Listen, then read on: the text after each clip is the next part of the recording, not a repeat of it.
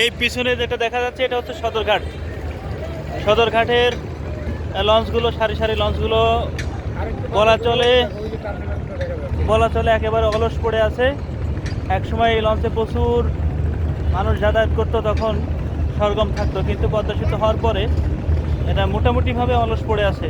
কিছু কিছু লঞ্চ হয়তো ছাড়ে, লঞ্চ ছাড়ার এখন পর্যন্ত কোনো তোড়জোড় দেখা যাচ্ছে না কি।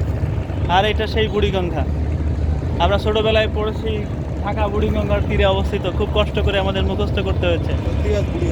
তা আমরা আজকে সত্যিই সেই সৌভাগ্যবান বুড়িগঙ্গায় নেমেছি নৌকা করে।